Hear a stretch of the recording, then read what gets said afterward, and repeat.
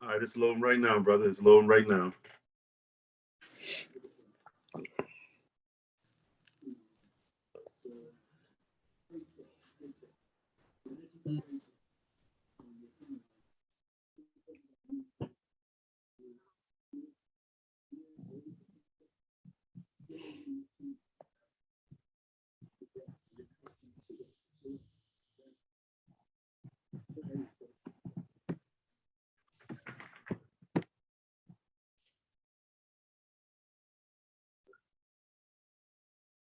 All right, we there. We there. Go ahead and hit the record button.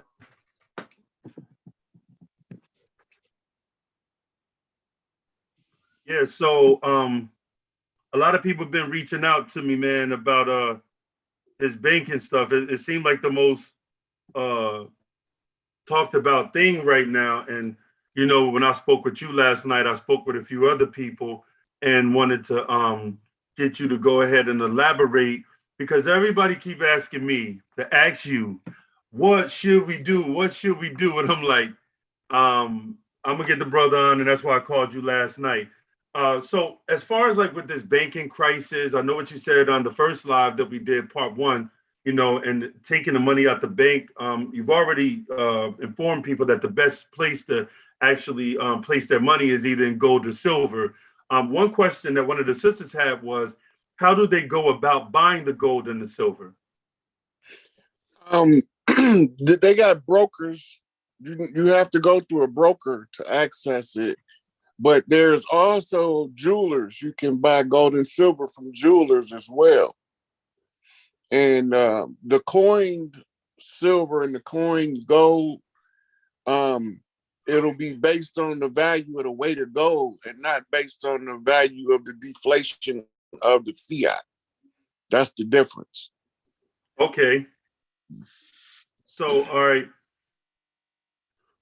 As far as like the generators, um, we were speaking about, brothers and sisters needing to have backup generators because of, I guess, the electricity won't be available to us. Can you explain that a little bit more?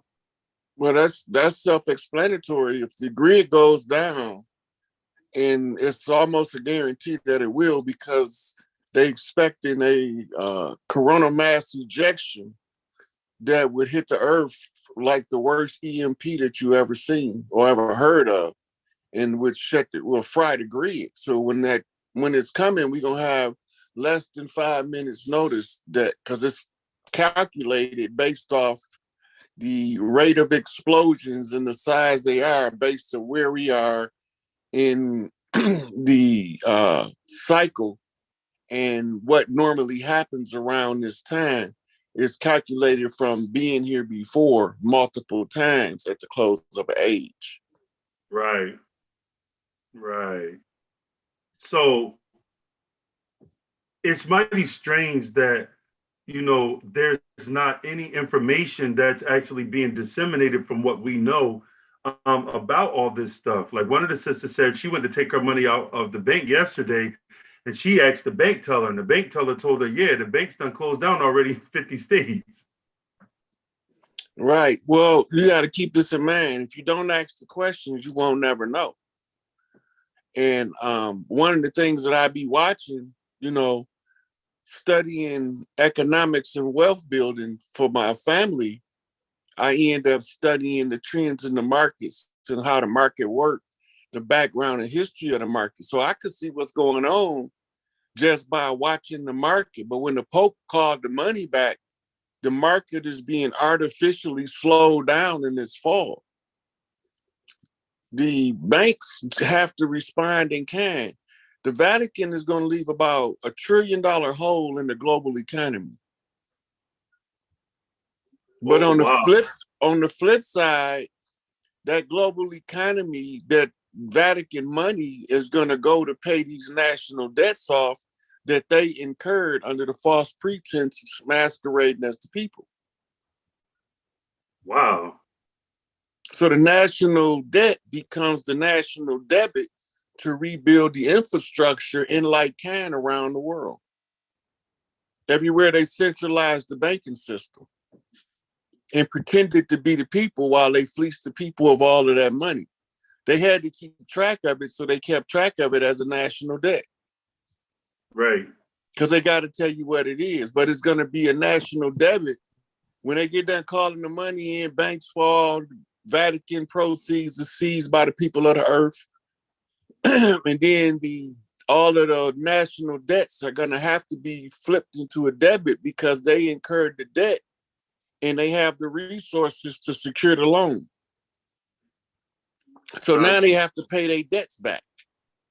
So the debt they incurred, pretending to be me and you, is in the trillions of dollars. That's the open market. The closed market is in the trillions of dollars, right? Because the closed market doesn't trade in the public domain. Why is that? Just from the structure of it, it's not dealing with day-to-day wealth building. It's dealing with the money that's transferred between nations and banks at the highest level, right? So we call that the International Stock Exchange. It's accessible to the public, but it's not traded in the open like the stock markets of the world. Right. Right. Those have to be traded openly because they got to give you the opportunity to find yourself in the market because they're trading you too. All right. I want to give a shout out to the brother V Money. He said, Ashug Alakum. Walakum Ashug, brother. He said, what's up? Also, I done dropped the brother Cash App in the comment section if y'all want to show the brother some love. And we trying to build this Nuwabic school, this Nuwabian school, whereas we have a curriculum for our children to be able to learn the way of life of Nuwabu as the master teacher, Panabab Yanun, has taught it to us inside of the Nuwabic language. We want everybody to basically try to, chip in and come together so that we can build the future for our children. Another thing, brother, that I think that, people aren't really aware of is like the global transitions of power, like the way that's actually happening now based on all these events. Do you think that the transition of power from the patriarchal to the matriarchal societies is one of the main catalysts to propel this thing forward as far as like with the banking crisis, or that has nothing to do with it? Well, under matriarchy, the wealth is passed through the matrilineal line. And under the matriarchy, we're not going to be using centralized banks. We're going to be using family banks. This is what they upset when they came over here. Mm-hmm. This is why in the early 1900s, we had hundreds of banks. And when the Fed came in under the Buck Act, the Federal Reserve Act, the New Deal, all of these was designed to wrestle our economic stability from under us without us never knowing what's taking place. Right. Right. So then they institute the Federal Reserve based off documents that was signed known as the Creature from Jekyll Island. Okay, the Creature from Jekyll Island was the founding document for the Federal Reserve banking system that was going to come in and set up 13 provinces of banking on the land without our consent.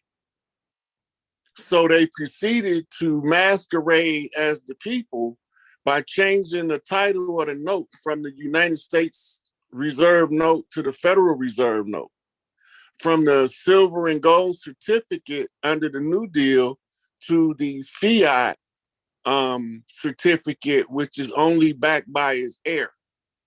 Using something called fractional reserve banking, they use credit to generate the finances for their loans.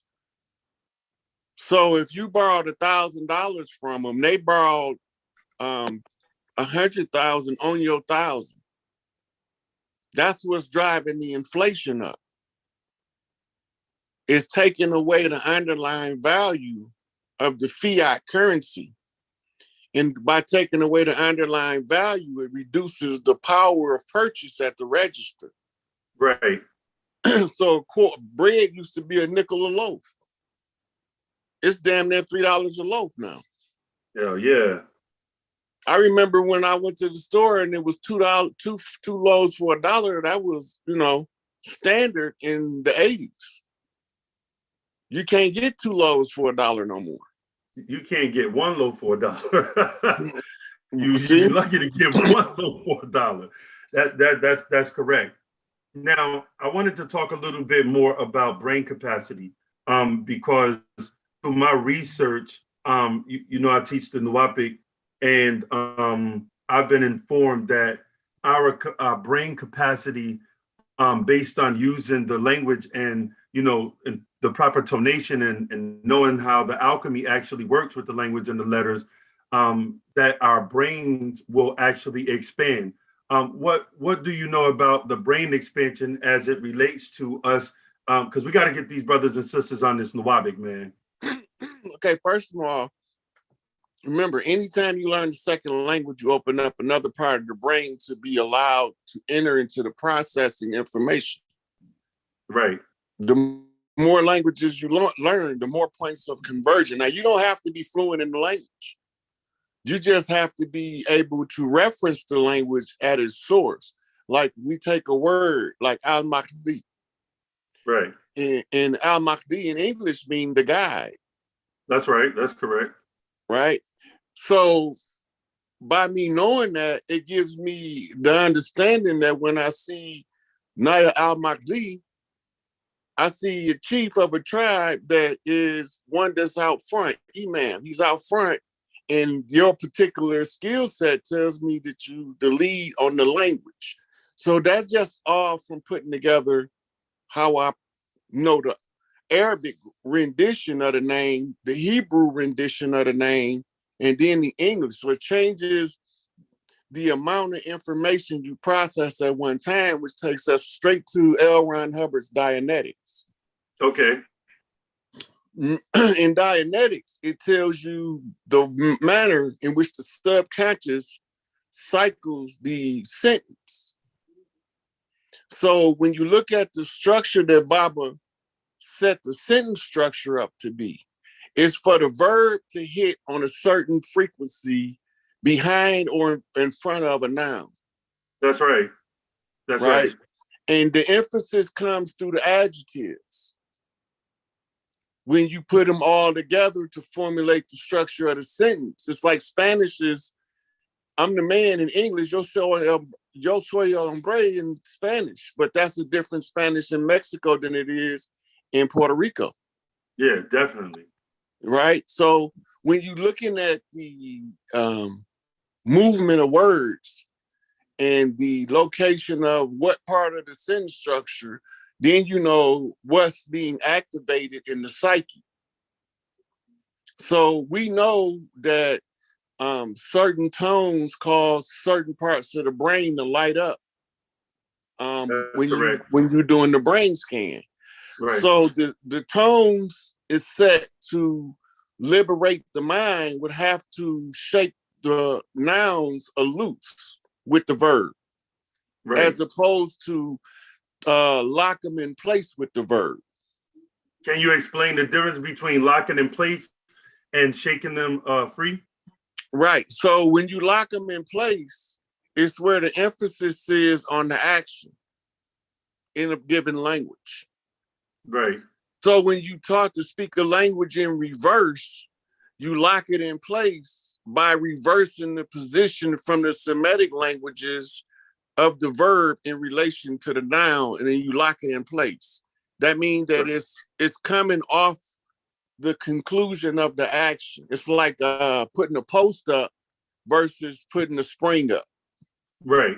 Because all of this is linguistics activating in the brain in certain parts of the psyche, right? It causes different effects. The educational system, the shul system of the Hebrews is designed to reverse engineer the mind of the Goy. And by reverse engineering it, you send the information back to them backwards. But you have to eliminate step-down education because the babies will catch it by the time they get to the front of the class. Right. So then they switch us over from step down education to isolation in the room per class, per subject. Right. Right? That's not how we learn. That's how they control how we learn. They teaching us to dumb down on purpose. It's like the 12 years of school is like a thinking detoxification program. How to teach your child to stop thinking is the standard. They take critical thinking out of the curriculum and practical problem solving out of the curriculum. They have to be learned separate from the modern curriculum because they're no longer part of it. And they learned how to isolate the components of critical thinking and practical problem solving based on how they perceive us using linguistics and ebonics. But what they didn't understand is that we can use the ebonics to infuse the critical thinking into the language given because it's part of the Geechee culture. To speak language pidgin is what it's called. Pidgin languages is spin-off languages from a root language that we put our own spin on so we can relay more information phonetically by adding our ebonics twist on it. And that's why they had to go to teaching ebonics in the classroom, because the inner city youth speaking ebonics was leaving the suburban youth who spoke proper English. And they I just watched the video. I just watched the video about that. They actually have schools now that actually teach ebonics. Right. And this use is why. ebonics as a means to convey like abstract or complex thoughts and critical thinking. So that's absolutely correct. Right, because we are natural to overcoming whatever kind of oppression they come with us with. Once we discover it, even subconsciously, we start formulating a strategy against it. Mm-hmm. But the problem is they was teaching us to have a blind spot for strategy by over-sensationalized religious dogma, because we don't want to kill nobody because we want to always do what's right. Right. Sometimes the right thing to do is to chop a motherfucking head off, but all of us is not ready to accept that reality until it's at your doorstep. Now, when I see that, people call me, when I say shit like that, they say you too militant. So I'll be like, yo, bro, I just look at the ways of the world and what's going on. Everybody you just can't rationalize with. Some people don't have no overstanding. So there's no reasoning with certain people. Right. And I don't personally care if they call me militant, because I mean that your mind is geared toward military activity. Right. You can't be a militant and not think along the lines of military strategy. And if you are oppressed by an oppressor who's using military constructs, if you're not militant minded, you will never break free from it, because you won't understand the military application of the dumbing down of a society. You will never understand the military application of erasing a child's memory at birth and interrupting the pair bonding mother to child. You would never understand that military application of we'll kill one of ours in order to get 10 of yours. We don't understand the military application of if we can control all aspects of their life, we can control them. Right. We don't understand the military mind that goes into the writings of the protocols of the wise men of Zion. I read that book like 40 times. Like, that was the most deepest shit I've ever read in my life. Just really getting a grasp on what the protocols, sometimes it's called the protocols of the learned elders of Zion. That is the most sadist shit that I've ever read. Like, these people literally was thinking militant.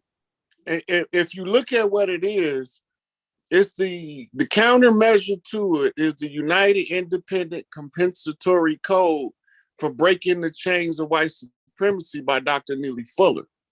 Okay. Because the protocols is a brilliant expose on how to conquer a people. But where did it come from?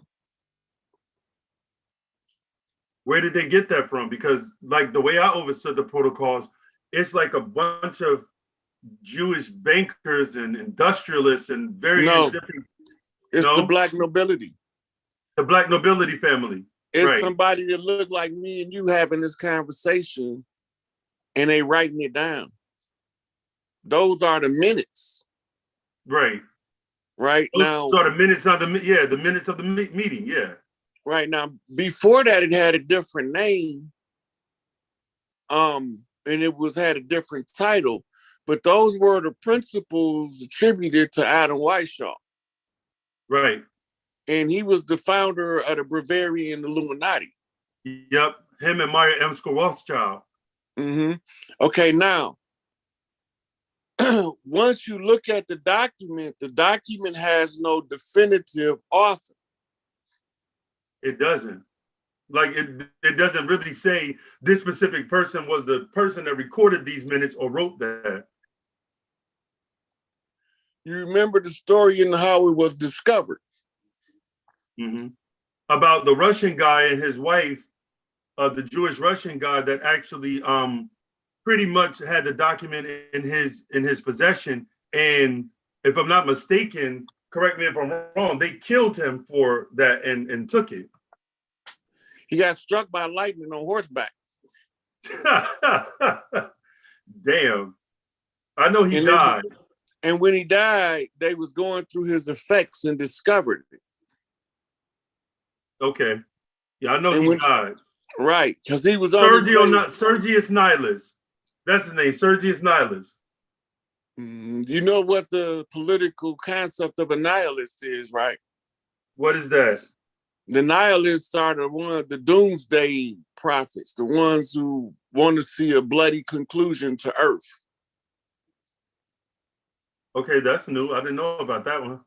Yeah, it's a whole political philosophy behind nihilists, or nihilists is what they call them. Mm-hmm.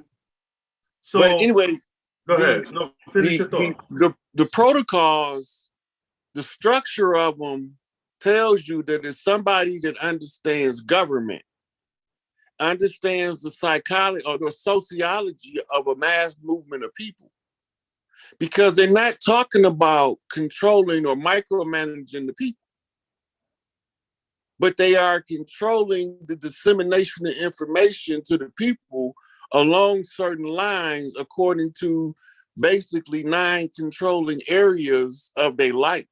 And one of the top was the media. One of the top things was the media. Media was the main tool of control because media is how you control the popular opinion of the masses. You got to remember, in the 1950s, I think it was a Maltese Falcon or To Catch a Mockingbird. But one of them was about the CIA's infiltration into Hollywood. But they really didn't infiltrate. They just was activated because Hollywood was created by Zionist Jews. Right. 32-degree Scottish Rite Freemasons. Right. And it was in order to control popular media, and they was the ones putting out the movies in the early 1900s on reels. But we also had people that looked like me and you that was doing their own reels. A lot of people don't know that when it was Reels movie, we had our own theaters that showed the movies that we made because we wasn't part of their system. Right.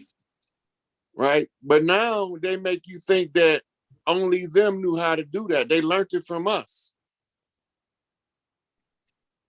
Almost everything over here, they telling us somebody else discovered, they got from us. Look up the inventions of Granville T. Woods. Hundreds of inventions that they don't want you to know about. And he's just one of many. They tell you about the Manhattan Project and the structuring of the atomic bomb, but they don't tell you that without the melanated physicist named Lloyd Quartermain, they wouldn't have had the atomic bomb. Because there's a certain psychological makeup you gotta have in order to translate mathematical formula into a 3D structure, because you have to be able to see in your mind's eye all working components. Read the story of Tesla. Nikola Tesla. Right. Yeah. Tesla say he would see his inventions in front of his face fully assembled, and then he would disassemble them and reassemble them several times so he knew all of the pieces. He did all that with his mind before he put the invention into reality.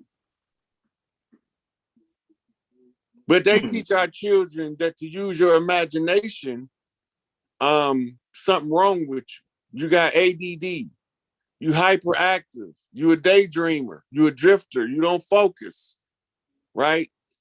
They not telling them that if you harness the power of your imagination, you can use it as a tool of creating your reality. You damn right. Yeah. Right? They don't want us to know that. They don't want us teaching it. Imagination is truthfully the key to creativity, to creating, because you have to be able to form the actual picture in your mind in order for you to be able to construct it in the physical realm and make it into a reality. So it starts in the mind as an imagination. Look at Mozart, who heard his whole composers before he wrote them down. Mm-hmm. Right?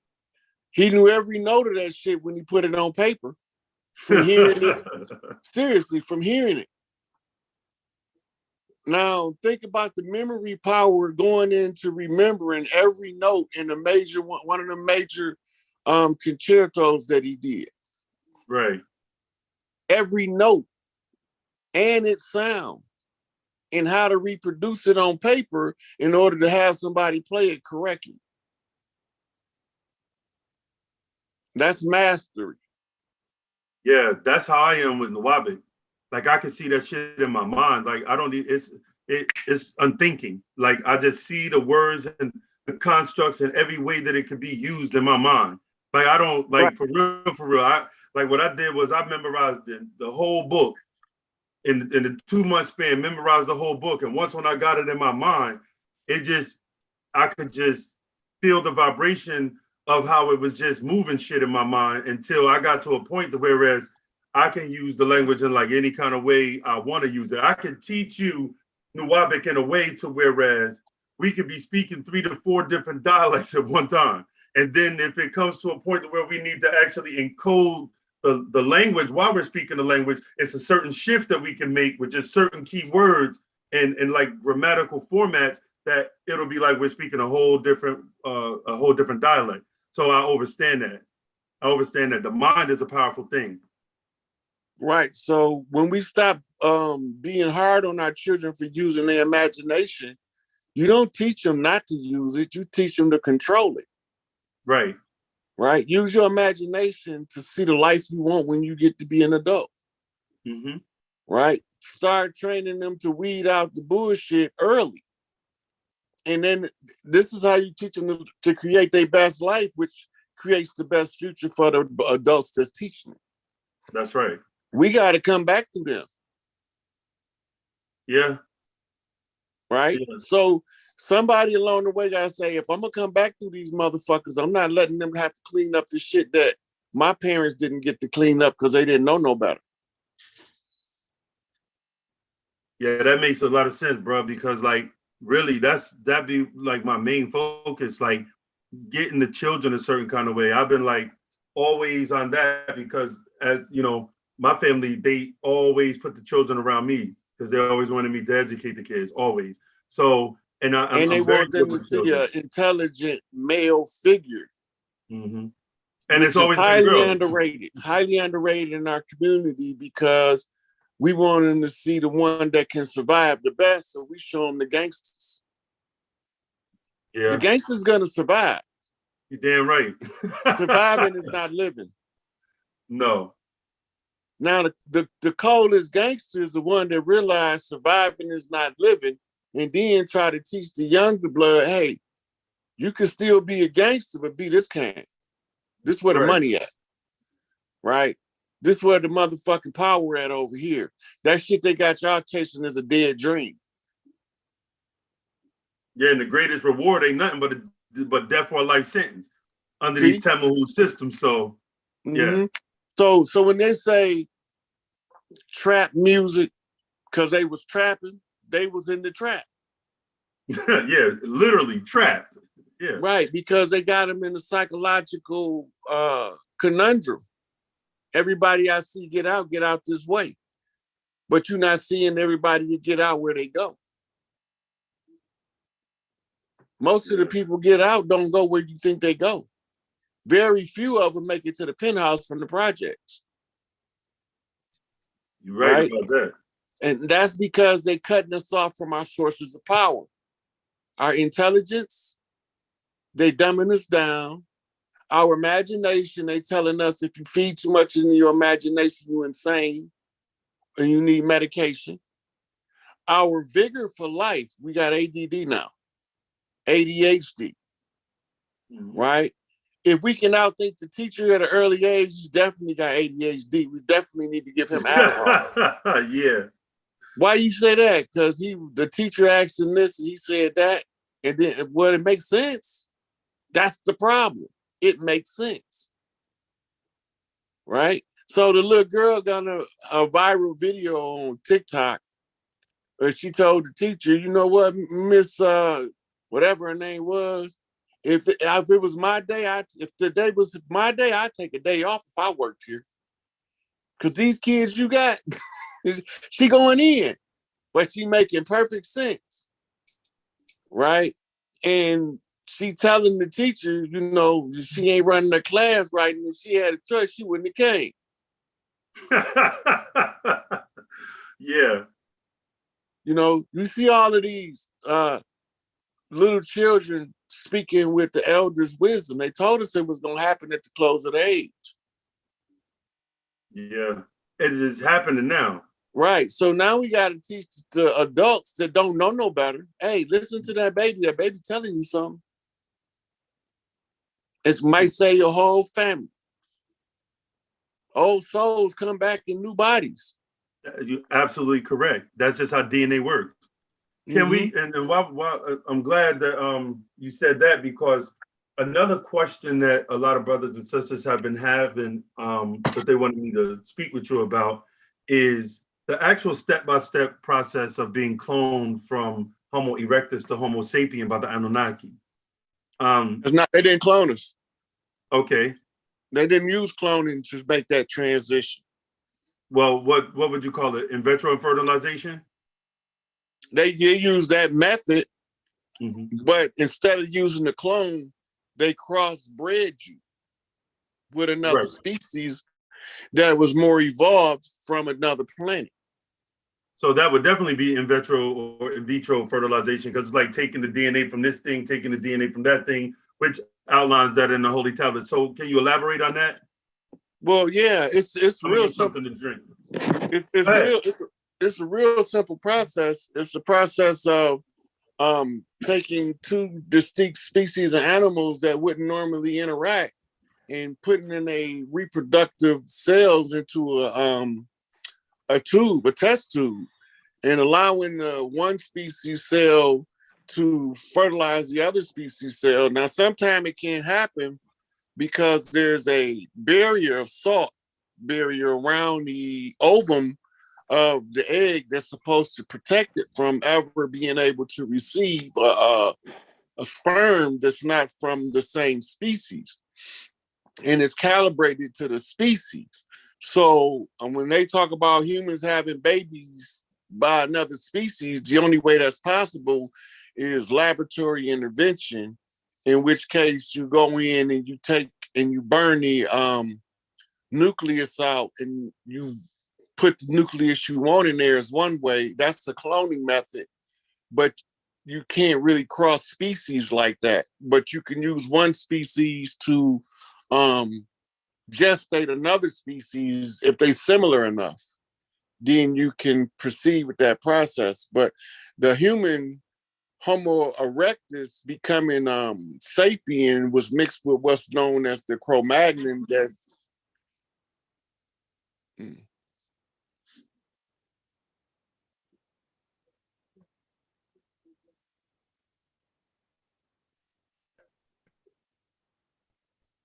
Can you hear me?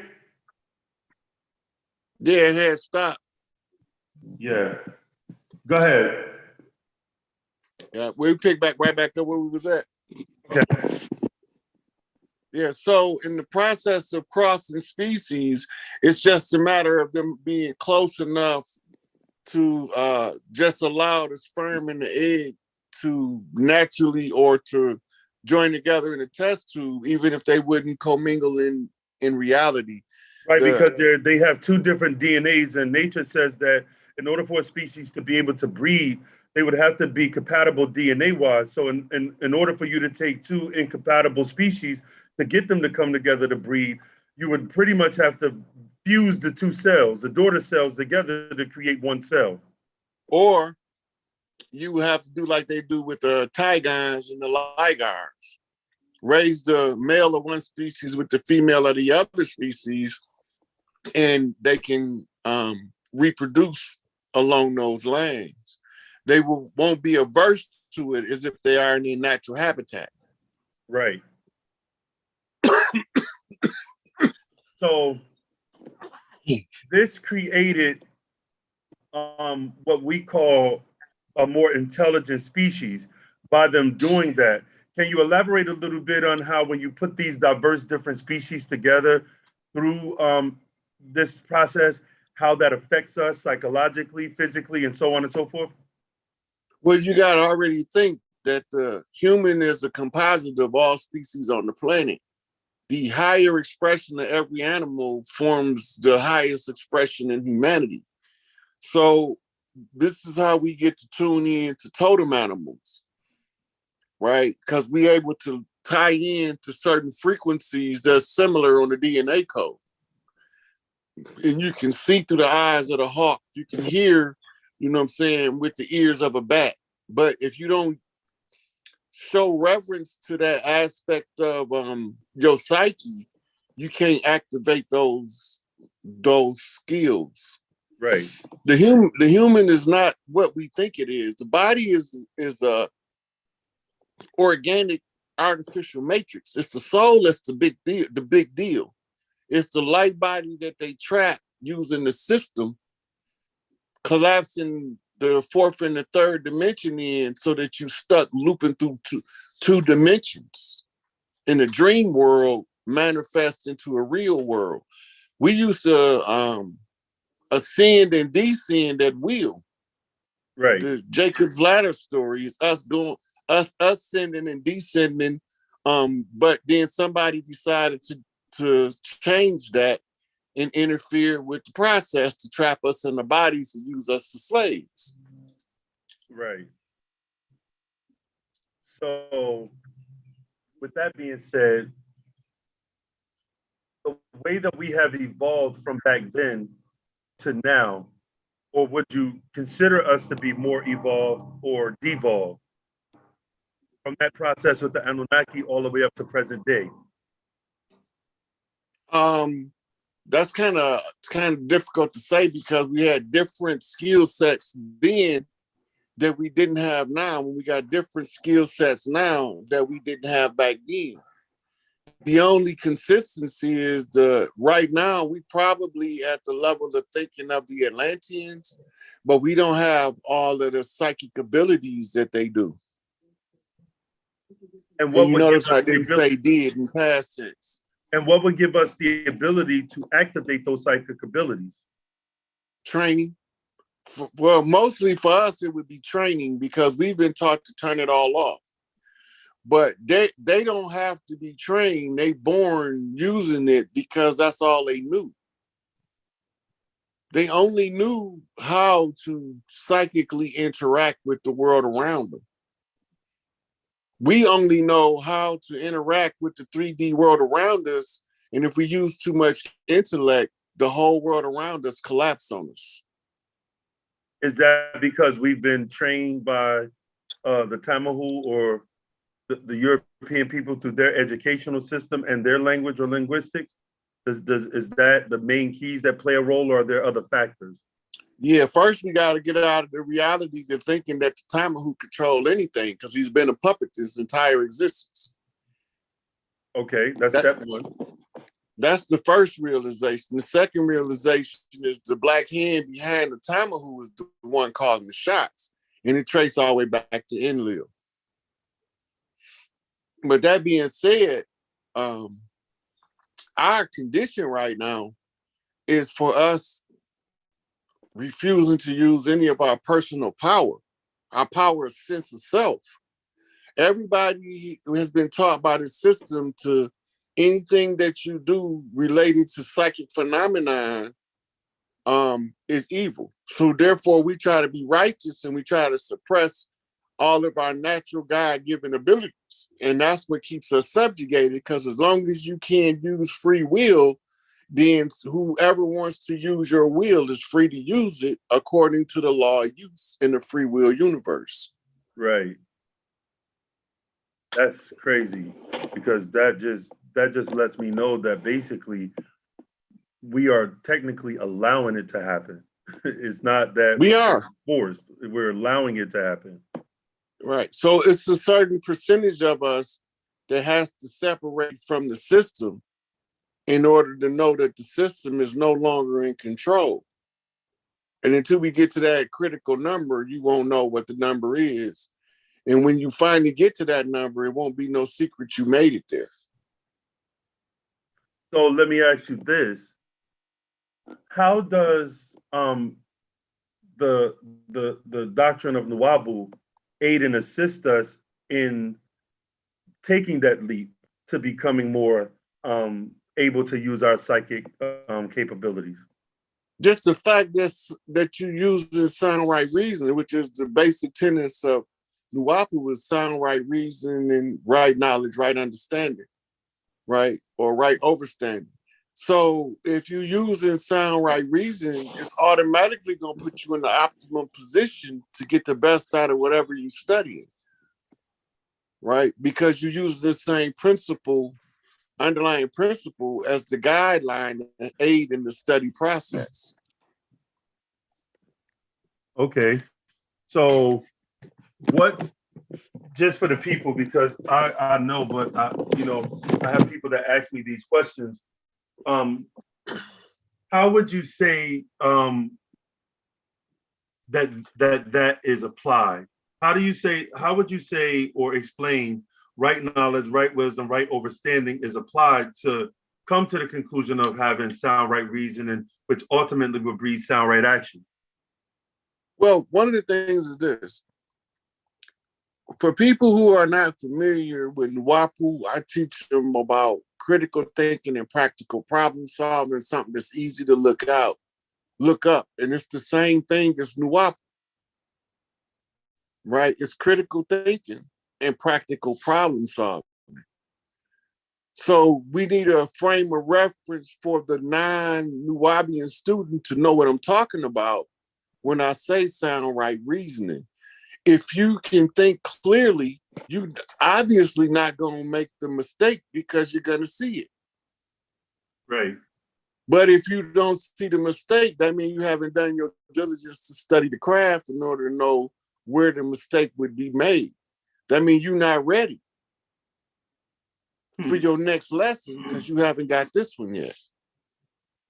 I actually overstood that for years. And so what I did as an introductory is I created well, I didn't create, pretty much the ancestors spoke through me to be able to write it down, a foundation called Tanweeb.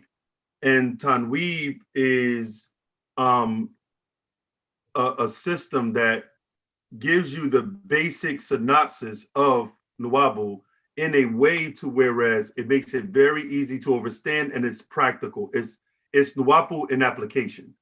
Because a lot of people, and I spoke to my mentor about this several times, and he's given me a lot of great advice on it that, a lot of times people just want to sound heavy. So they want to read all this stuff that's going to make them sound heavy or deep, but that's technically not what it's about.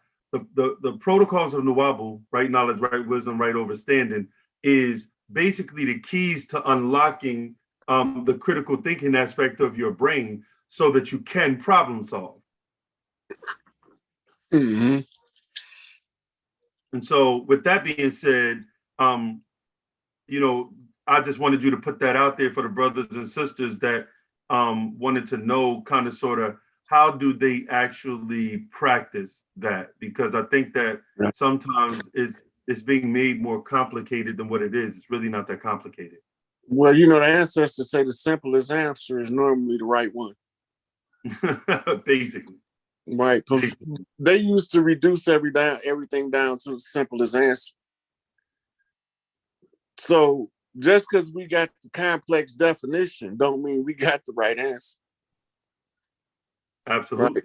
And that's why a lot of the guys like Damon Wayans played that character on in Living Color, and he used all of the wrong words in the wrong places for the wrong subject matter.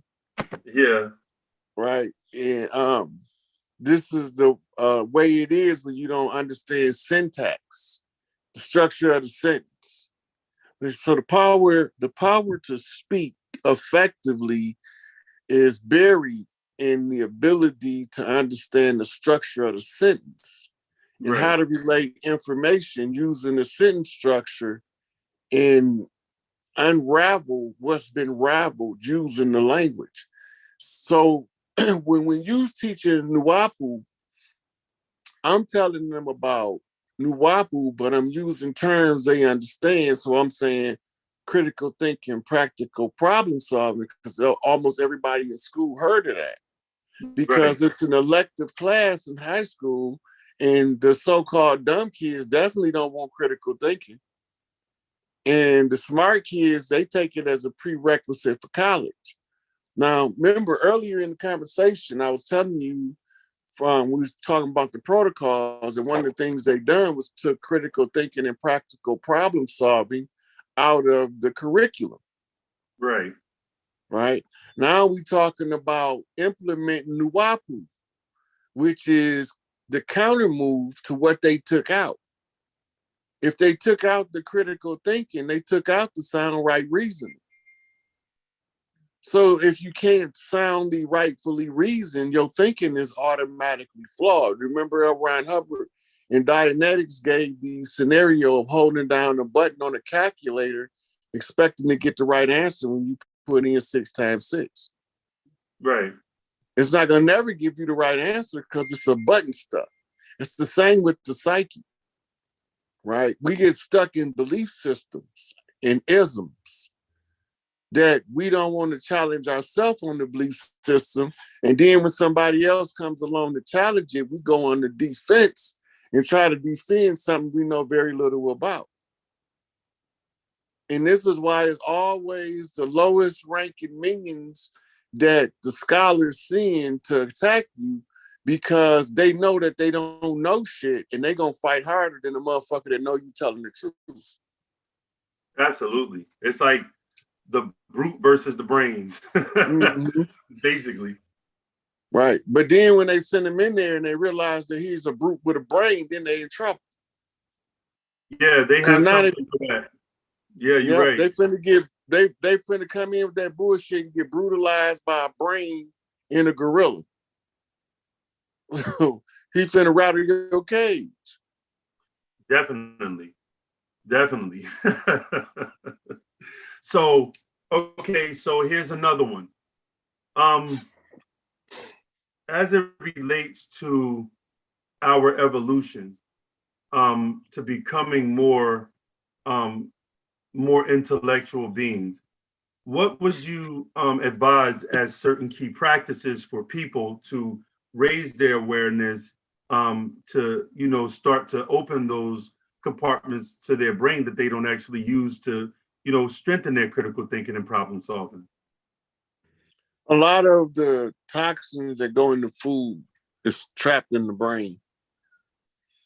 We need detox because the diet that we own congests the liver, and then it hampers the GI tract because the liver is stagnant. The liver produces the bile to aid in proper digestion of the food.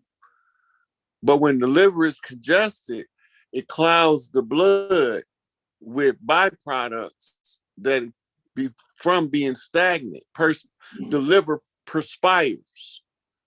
This is the primary cause of conditions like congestive heart failure, where the fluid build up in the chest cavity. They're not telling you where it's coming from. It's the perspiration of the overworked organ, the liver and the heart. Just like you got sweat glands on your skin, your organs got skin too. Absolutely. And the ooze that comes out of your organ is a fluid in the body that is normally carried out through your urinary tract system. But when it's coming out too fast, it overworks the kidneys. So when I always tell them, clean your filters, liver, intestines, and your kidneys, it's going to automatically increase your thinking potential just by doing that alone. Now, if you do a heavy metal cleanse, because the neurons is electromagnetic and they fire electric sparks to communicate, heavy metal buildup rests on the end of the brain cells and the cells of the nervous system, especially the used up iron that we call rust. Right. Right? Ferrous oxide. And people take this stuff thinking that they're taking iron. If it say oxide on it, it's already used, you can't use it. So if your body don't run it through the liver to get it out of your system, it gets backed up into the bloodstream, and then it starts to rest on the neurons where the activity of electromagnetism is taking place, because that's the nature and the affinity of iron. Right. Right. So as a conductor, it starts to spark out the connection because it doesn't have intelligence to relay the signal to the other cell on the other side from which is blocking the energy from. So it's like shorting out your cells. Too much iron to cause a stroke in the brain as a free radical form. That is correct. That's correct.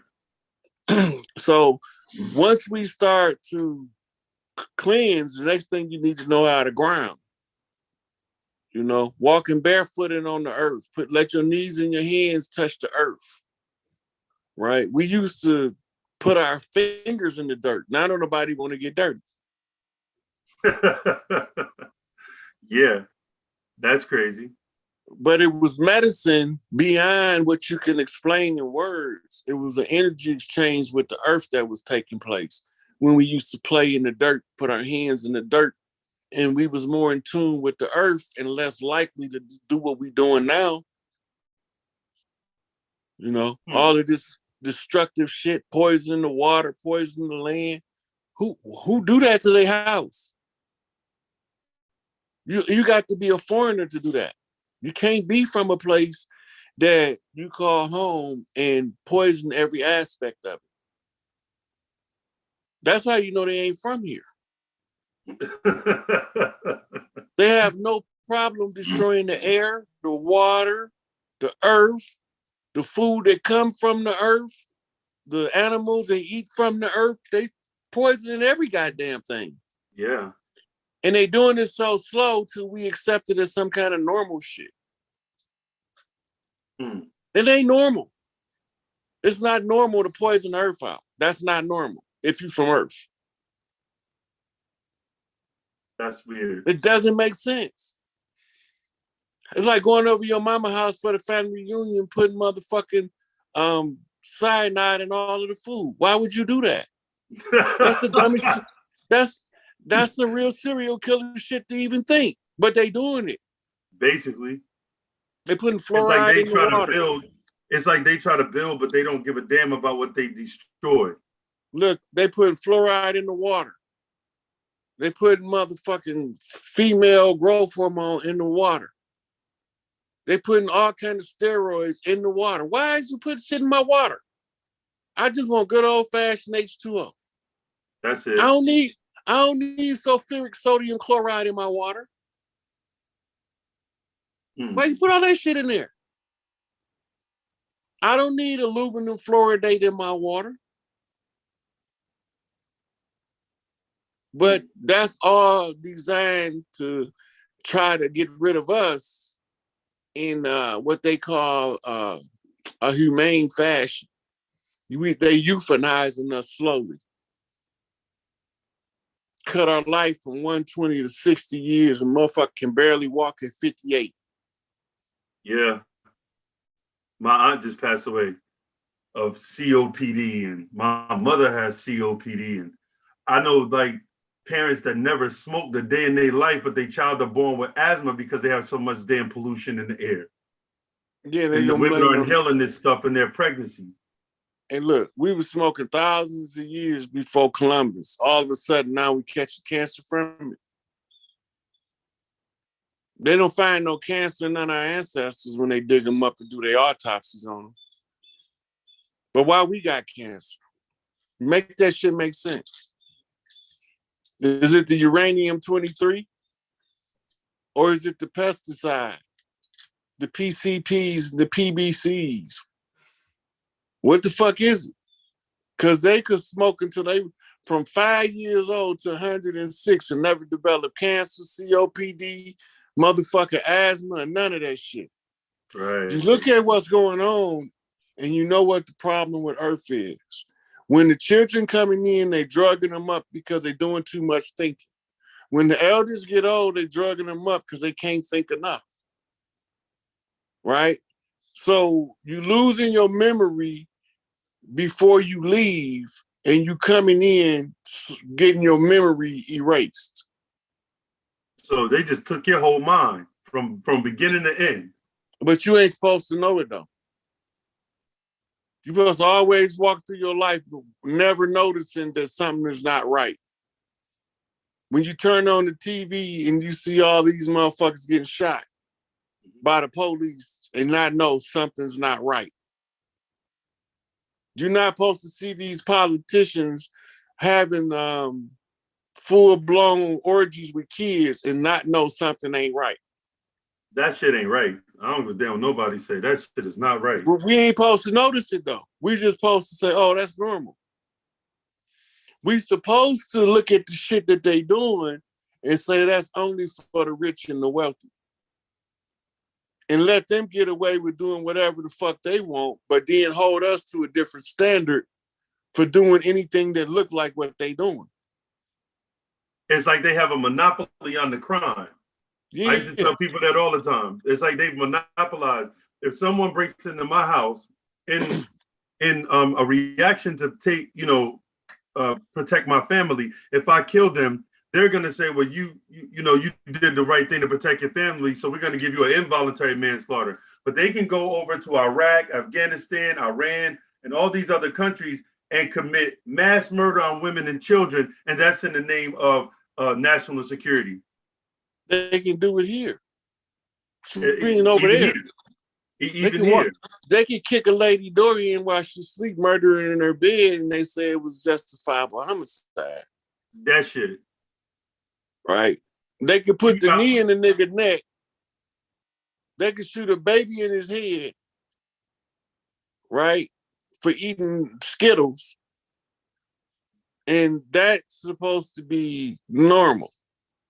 What about the brother the off-duty police lady, she basically talking about he was in their neighborhood, thought he was breaking in. The man actually was going to his own house and she killed this brother for going in his own house. He wasn't bothering nobody. And she was off duty. It's like you found it in your mind. And he was fucking her. Yeah. They had a full-blown relationship. Oh, you ain't hear about that part. Oh, I ain't hear about that part. Yeah, you got to tell me about that part. He was fucking shit out that lady. They had a full-blown relationship and he broke it off.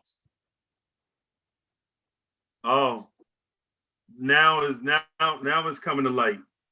Now and then he turned into the burglar all of a sudden. Now he wasn't a burglar. He wasn't a burglar 3 weeks ago when she was riding him on his couch. All of a sudden, he the burglar now. People are sick, man. They're sick. People are fucking sick, bro. They are sick.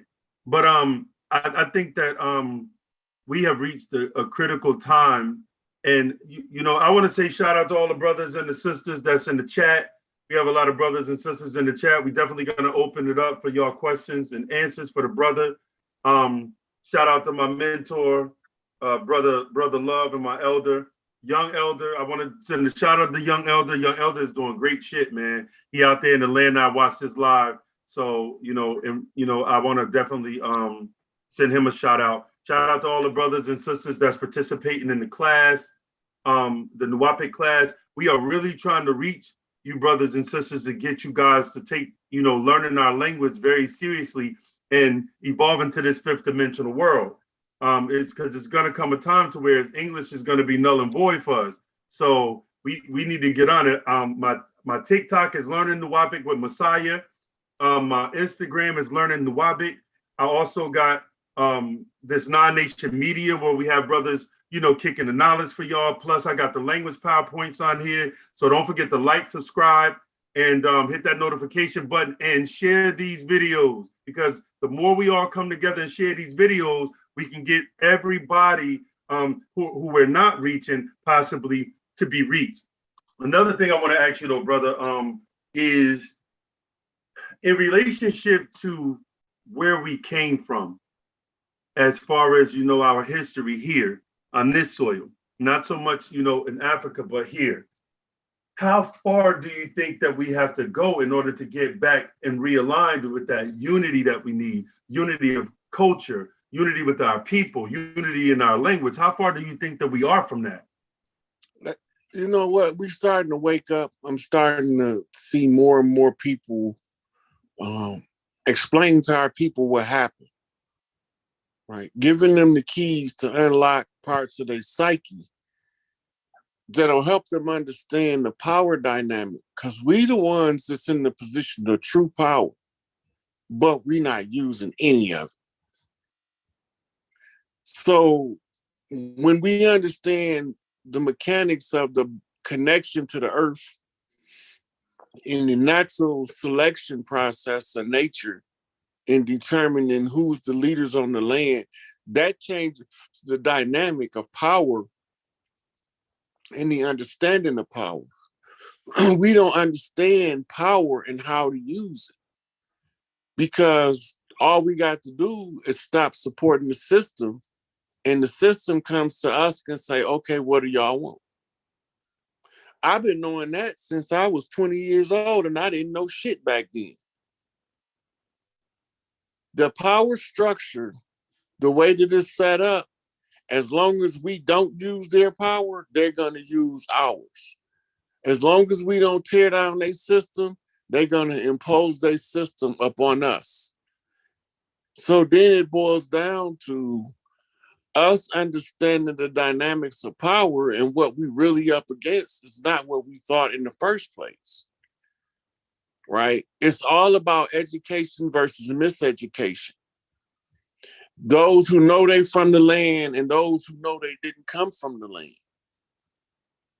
You had those that came to the land to aid and assist, like the Samoans, Polynesians, and the Hawaiians, which end up getting them invaded as an answer to the problem, right?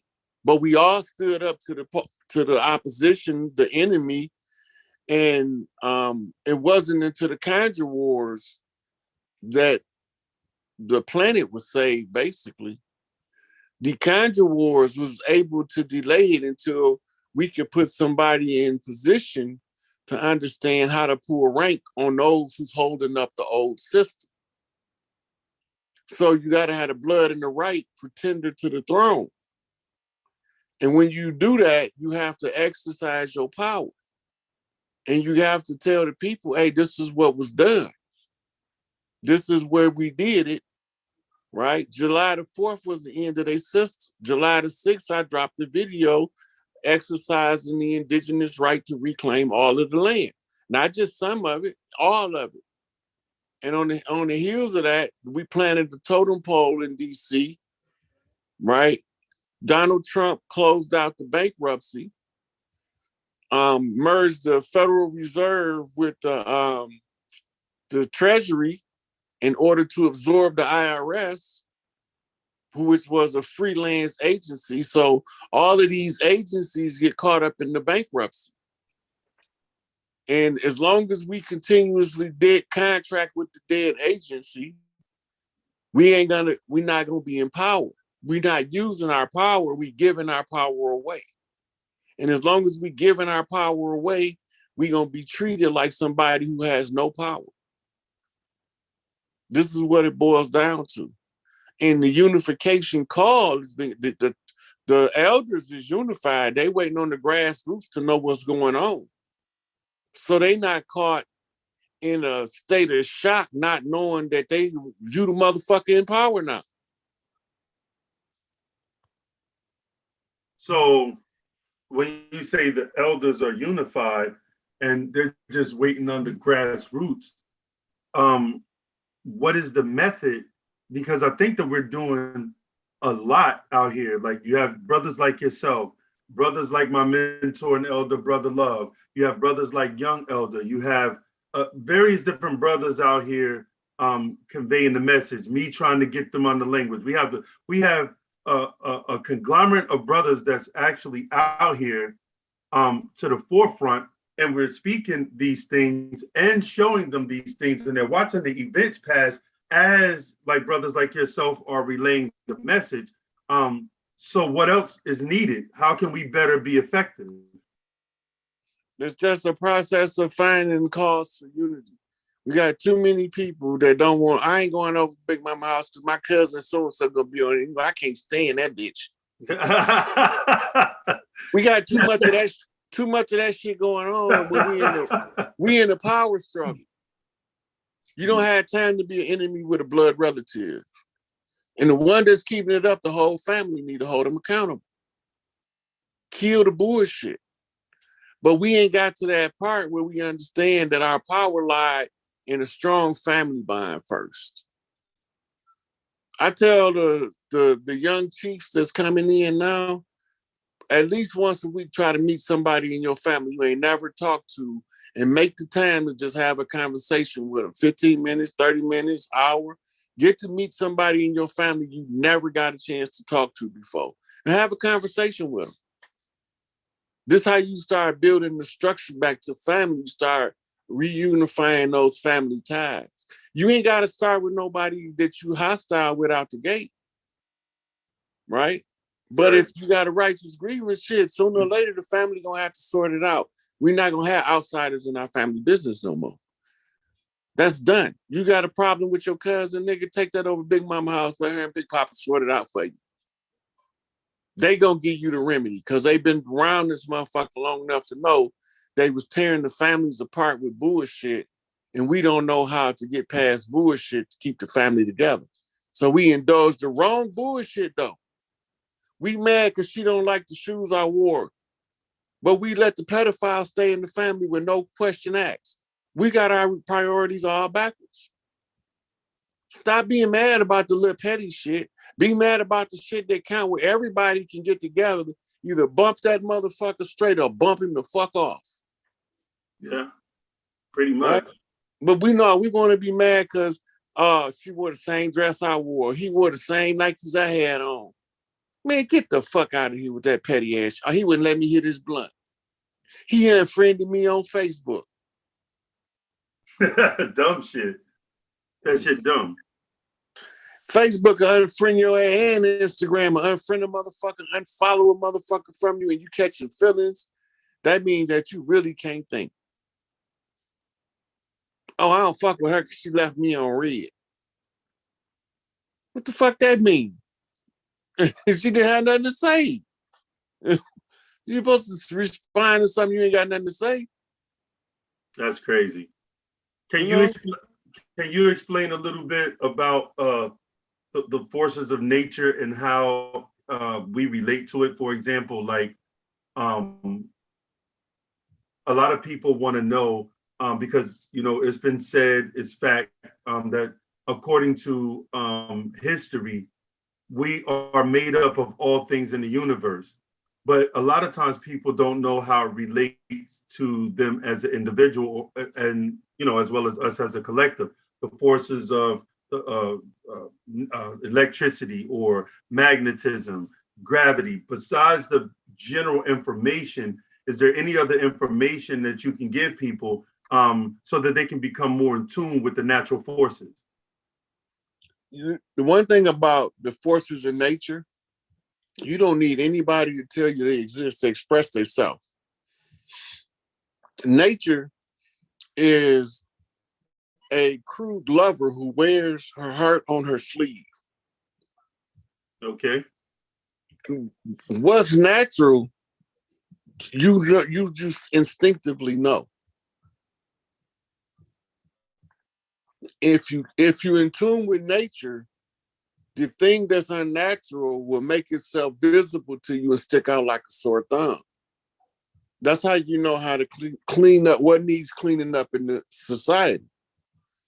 Anything that's destructive to nature is destructive to all of us. So the earth is an organism. It's a living organism. But we don't relate to it as a living organism. Earth directly communicate with women through mitochondrial on the psychic channel. And when the women become difficult to deal with, it's because the men are dealing harshly and harsh with the earth. Right? So we don't treat the earth with respect, then women start to lose respect for men. This creates famine. This creates a reduced birth rate in a healthy population of people, right? Because the women aren't cohabiting. All of these is side effects of living in tune with nature. They hypersexualize us to keep us breeding, knowing that something is wrong in nature. Keep you hyperly sexed and dumbed down. You can't never put the two things together. When you realize that nature is out of order, then the first thing on the human mind is no longer sex. Is how do we get back in tune with nature?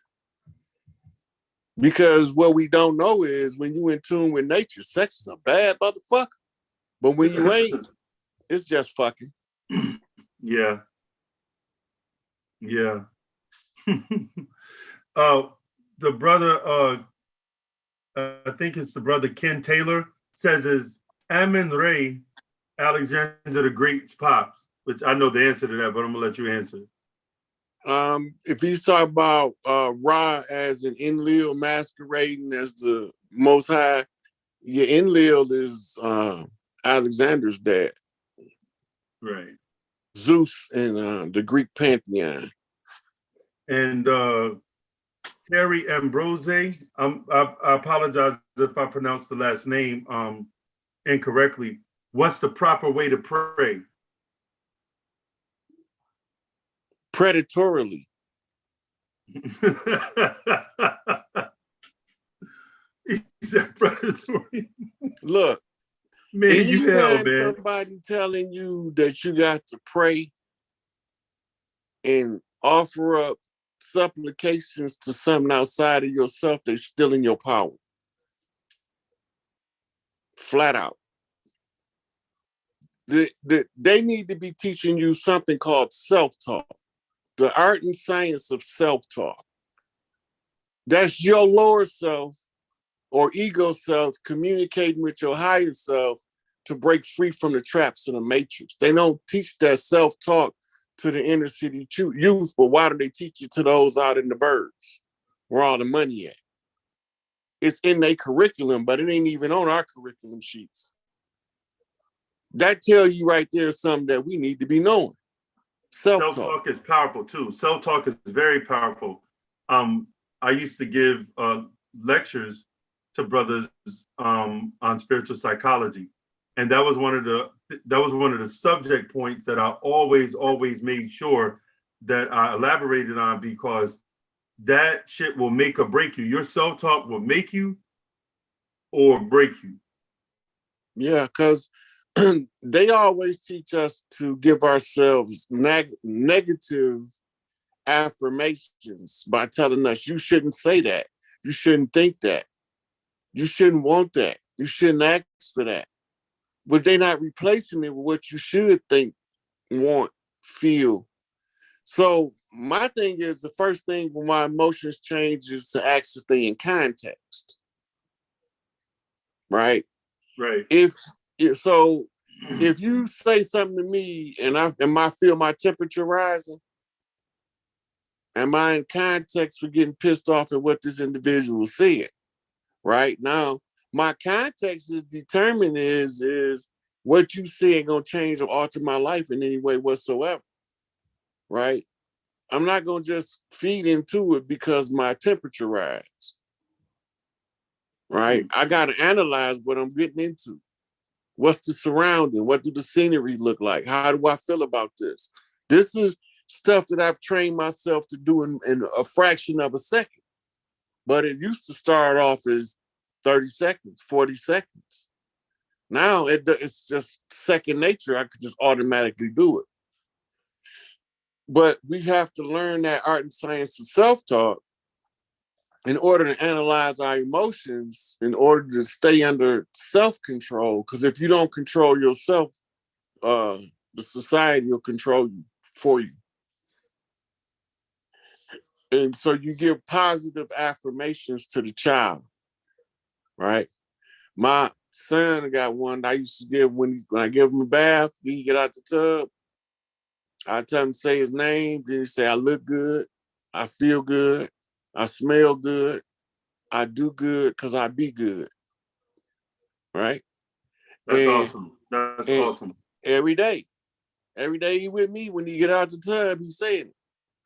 It started off with me, repeat after me till he still can say it on his own.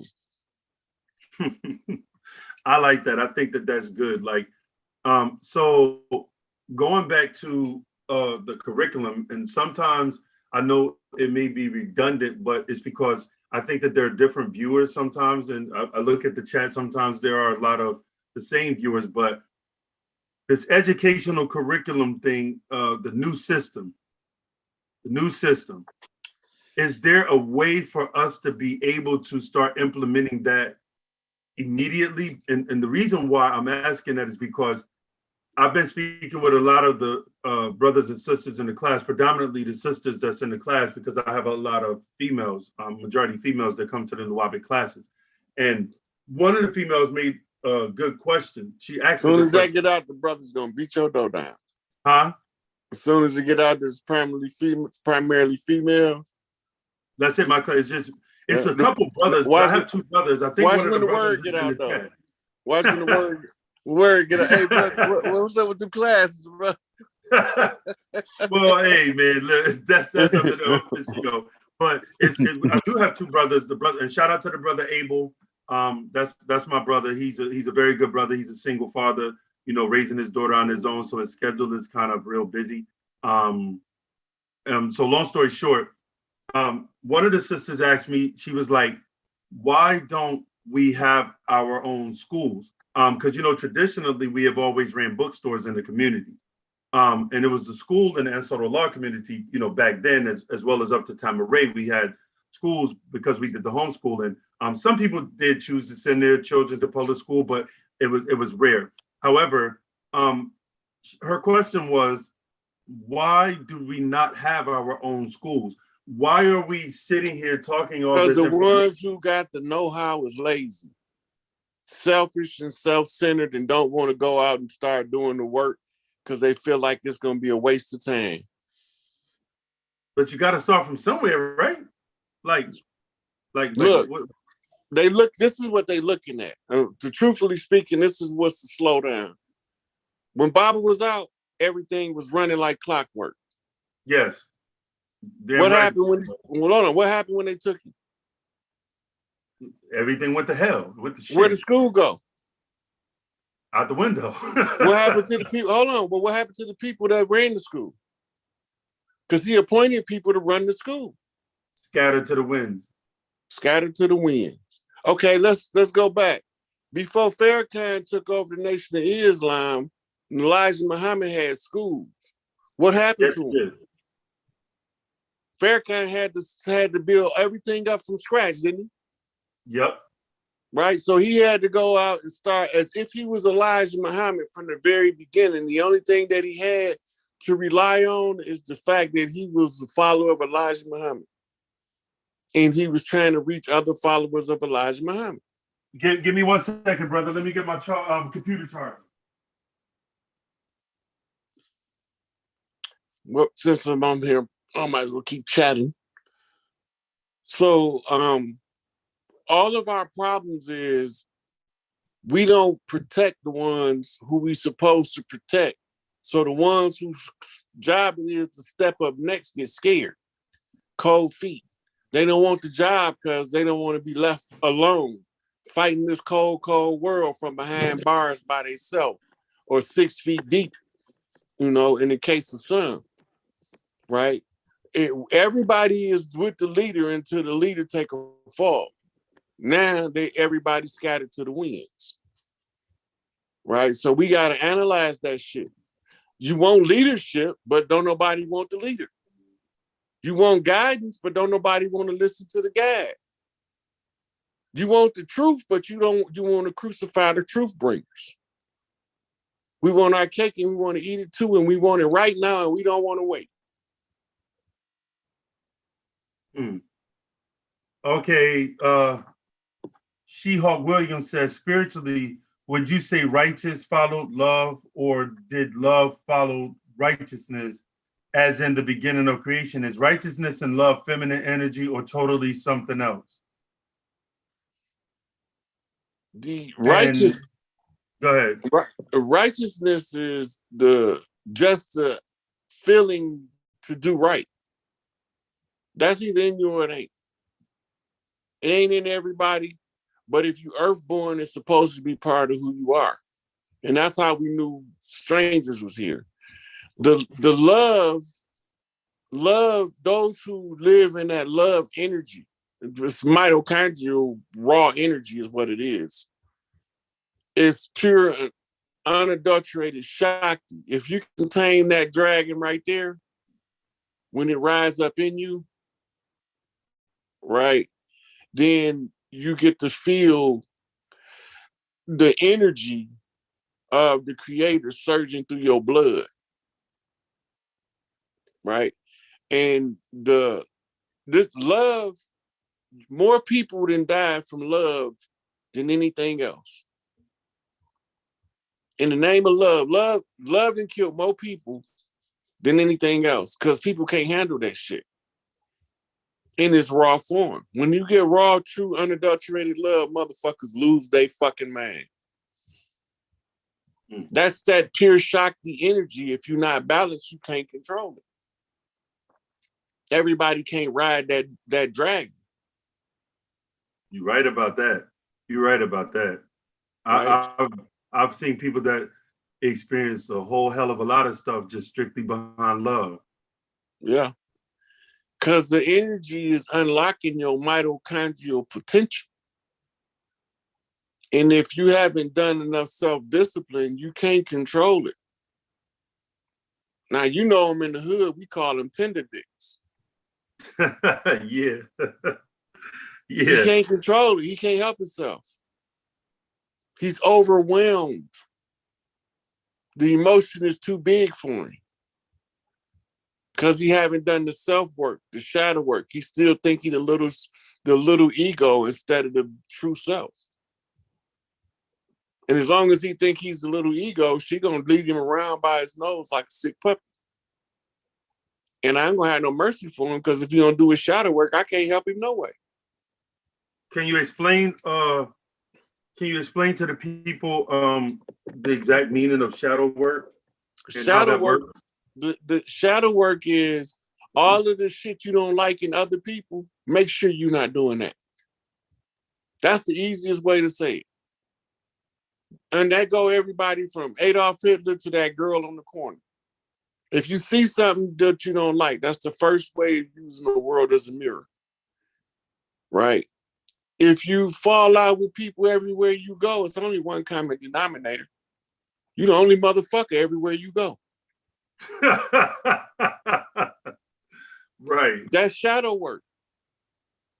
Coming to realize that you are the cause of your own problems gives you the power to be the one who brings the solution.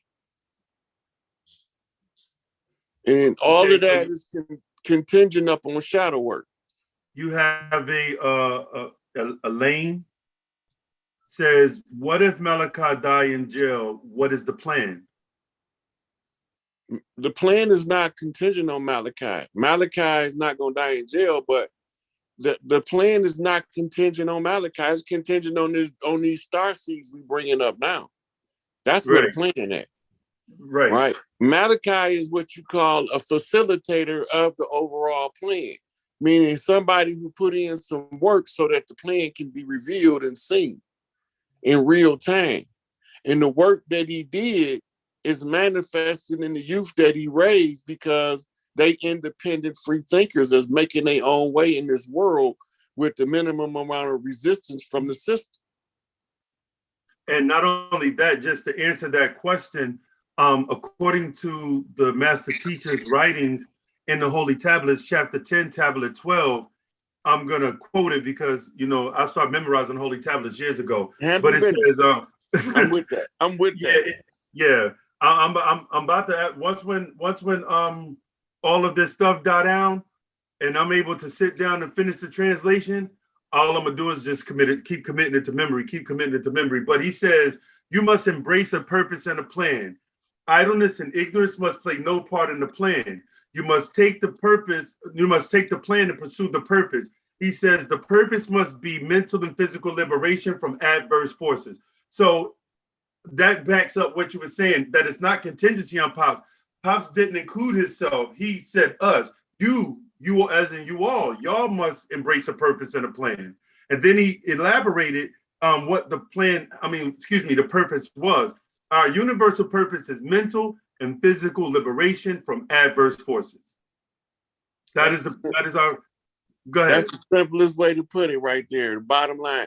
Because what good is for you to have sound right reason and sound right knowledge and sound right wisdom if you don't use it? Yeah, that's stupid as hell. Right. That takes me to the scroll our potential. Remember that scroll? Yeah. That's also talking about you standing in the window of the bakery and you're looking at a loaf of bread. Mm-hmm. Right? Mm-hmm. And the bread got the potential to fill your stomach or continue to hold its place in the window. Mm-hmm. You know, just like you got the potential to go get the loaf of bread to fill your empty stomach, or the potential to walk on by it and disregard it. All of those potentials, everywhere you go, with sound right reason, those potentials become realities. You get to capitalize on the ones that serve your greater good. This is how you create your best life. Right. So when you hear those people under Farrakhan or under Clarence 13X or Elijah Muhammad saying they God, all they saying is that they willing to take control to produce their best life based on the teachings they was given. Right. Right. So if you can do that, you can exercise your own will. You don't need nobody to tell you what to do next. You already know what to do. If we follow nature, we don't need nobody to tell us what to do. We're going to automatically do it because it's going to be natural to us. That's correct. Right? And when we find ourselves doing something unnatural, it's either for two reasons. One, you're utilizing your will to overcome or to accomplish something. Then it's going to feel unnatural to you because you're using the power of will instead of flowing with nature. Right? And that's when you know that, okay, I'm exercising my willpower, which kicks in a form of stoicism. Ryan Holiday got a book called The Obstacle is the Way. Because when you start using the force and power of the will, you're going to experience the obstacles. They're going to be there. Because your willpower at use is going to inspire opposition from others who don't want to use their willpower. Absolutely. When they see you doing it, he can't ride that bike like that. The fuck he doing it? What you mean he can't? He riding that bike just like you said he can't. Right? Because you're using your will, those who can't utilize their will or become jaded because they see you accomplishing things with the force and power of your will, they're going to come against you. And that's going to let you know when you got your motherfucking hater committee that you going in the right direction. The obstacle is the motherfucking way. Run their ass over. Absolutely. Okay, so Elaine says, I asked that because there's some missing books in the Holy Tablets. Will we get it? Absolutely. I think the brother Rod, you already explained that before. However, I just want to say to everybody in the chat that when the master teacher finally comes, it's not going to be all of the English that you see being taught. He's going to be instructing us in straight Nuwabic. That's why the elders have actually appointed me as the language teacher to basically get brothers and sisters ready, right? So I want that to be just put out there because it's very important that we start to make this transition, as the brother Rod Hayes says, learning our language and getting in tune and on board with moving towards the fifth dimensional world. But that was a question by Elaine. Will we get the missing books to the holy or the chapters to the holy tablets? Well, this is the age of all things being made known. Mm-hmm. And the chapters that he didn't put in there wasn't put in there for a reason. And if he didn't put them in there for a reason, he know when they go in there. And he's probably 9 out of 10 made a contingency if he's not physically available to do it on who's supposed to get it done. Mm-hmm. So we ain't have to worry about no unfinished work. That ain't the problem. The problem is the motherfuckers that don't want to get up and do no work. They want everything handed to them. They want brother Messiah or brother Rod to do all the research, and then they say, okay, well, he did it, I don't got to do it now. If you don't do your own work, you can't get your own reward. So if you're waiting on somebody else to do your work for you, you're gonna be waiting on your motherfucking reward.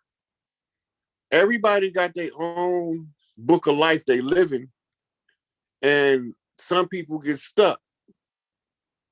The easiest way to get unstuck in your book of life is to go through a series of Q&A with yourself. Am I living the life I want to live? Is this the life that's going to make me happy? Right? What's missing?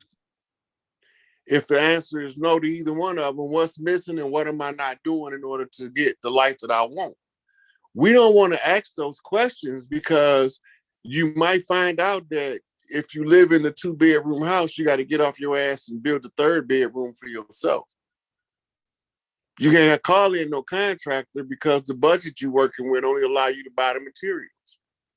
So you better get the goddamn studying carpentry, motherfucker, because you got a room to build. Right? They don't want to do that. Right? Okay. They don't want to alter, they don't want to use the force and power of will to alter the reality. Carmela says, when will the reset happen and how long will it last? It's happening in real time. The old system fall is just like a slow falling building. Till you try to get from under it, you don't really realize how fast it's falling. And the reset gonna last how long it take. Right? That's like asking how long is it gonna take to get to where I'm going? I don't know where you're going, so I can't tell you how long it's gonna take. It's gonna take how long it is to get from here to there. But it's seriously just like that. It's a calculation, right? So we know what we want it to look like on the other side. Some of us do, but most of us don't. We don't know what we don't know what we want to replace it with. We want to replace though. We ain't even looking at no ideas of what we could replace it with, but we want somebody else to do it. That's just everybody's shifting the burden of the work. Don't nobody want to do the work. I don't mind doing the work. That's what I'm here for. Man, listen, as long as I got brothers like you, my mentor, brother Love, and brothers like Young Elder, and the rest of the family that's behind me, backing me, I don't mind, because in my mind, this is how I see it. Like, I have a very deep passion for the way of life. I grew up this way. So, like, people may say, I used to tell people a long time ago, y'all have a choice. I don't have a choice. I can't say, oh, I don't follow Nuwabu tomorrow. I can't wake up tomorrow and be like, oh, I'm not Nuwabian. I can't say that. That's because it's just that's my upbringing. Right, part of who So, you are. yeah, y'all can quit tomorrow, or y'all can say, well, oh man, the master teacher done got into a tight situation or what have you, and I'm gonna be loyal until the day I get the fuck up off this plane of existence. So that's just me. And Look, my thing is, I've always been raised one go, all go, one stay, all stay, one leave, everybody leave. No Nuwapians get left behind. And so that's just my mentality. And I think that we have to have we have to start from my perspective now. We have to start having a passion for this shit. This can't be like a practice, like a religious practice. It's a lifestyle. It's like you have to have a practice. And one of the not one of the most biggest practice that we all need is divine love, man. We need to start really meditating on that ashuk and really knowing what it means to have divine love and not just externally to others, internally, because I counsel people sometimes and I learn that people don't even really love themselves truly. They that's the really biggest don't even love problem. themselves. Huh? That's the biggest problem, the lack of self-love, because we teach, listen, the system is predicated upon everybody having low self-esteem. That's what makes them try to keep somebody else from coming up, because they don't feel like they can do it until they see somebody do it. And when they see somebody in the process of doing it, it hit them right in their third chakra in their gut. And they feel some kind of way about it, but they don't know how they're supposed to feel. Right. So the system told them that they're supposed to attack that person. So they attack because they don't know how they're supposed to feel. You're supposed to feel inspired, motherfucker, to get off your ass and go do your shit. That's it. Okay. I'm listening to you, brother. I'm just trying to, these questions is coming fast as hell. So all right, so I want to say this to the brother Ken and the brother Damien, or anyone who is in that situation. I don't know about anybody else, but I know about me. I make myself available every day, all day. I start at 5 o'clock in the morning, and usually some of my nights don't end until 9, 10 o'clock, depending on what I have to do. If y'all brothers don't really have a circle of brothers that's conscious or sisters that's conscious around y'all, reach out. I'm on Facebook. I'm on Instagram. I'm on YouTube now. Hit that like button, the subscribe button, and share. But most of all, hit me up in the comments section or come join the classes for the brothers and sisters who really want to learn, because we really need to be together. And the brother Ken says I need a more productive environment.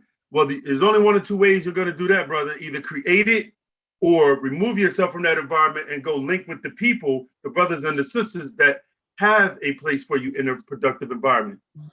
Damien says, we all don't have a master teacher. What do we do then while getting beat up by the world? What would you say to that? Look, I wasn't walking around with Malachi. I wasn't walking around with Elijah. I wasn't walking around with Clarence 13X, Yahweh Ben Yahweh, Dr. Ben, but their material was available. I was able to still take advantage of the teachings of master teachers. Yeah, straight like right? that. And look, my life did beat the fuck out of me. I'm still here. Raggedy mouth, teeth missing, all that shit. Scars, battle scars, all kind of shit. I'm still here. Right? I don't cry about the lot life dealt me. It's the life I live. Shit, I live my motherfucking big hurrah. Got me motherfucking 16 years. So now that shit over with, I can try to teach the children from my life experience, because my life beat the fuck out of me, because I learned the hard goddamn way every time. If I don't bump my head into the wall, I probably won't take the lesson and take it seriously. But since I didn't bump my head into every wall I done ran past, I got a few lumps and I got a couple of headaches along the way. But guess what? The lesson stuck. Absolutely. I'm putting my Instagram, which is learning_Nuwabic. My what you call it, TikTok is learning Nuwabic with Messiah Almahdi. Non-Nation Media is the YouTube page, and Naya Almahdi is my Facebook page. But you know, this says our master teachers and our hearts together. Wake up and open your eyes. Absolutely, more. Absolutely. Like, here's what we have to realize, and this is just from my perspective. Um,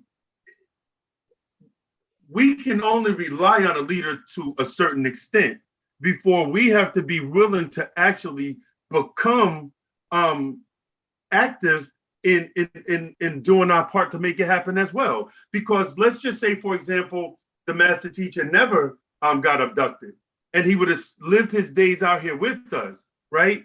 Well, at some point on this plane of existence, he would have made a transition, and we still would be left with the task of actually having to propel this thing forward. I think that if everybody looked at what they can actually do instead of what somebody else is doing, that to me works a little bit better. I can't worry about if Rod Hayes is going to lead the nation tomorrow, but I can, and I can't control that. But what I can control is me disciplining myself, getting out of the bed every day, and being able to contribute to, you know, us as a community getting to where we need to go with enough wisdom from the elders like Rod Hayes and my mentor, Brother Love, and the brother Young Elder.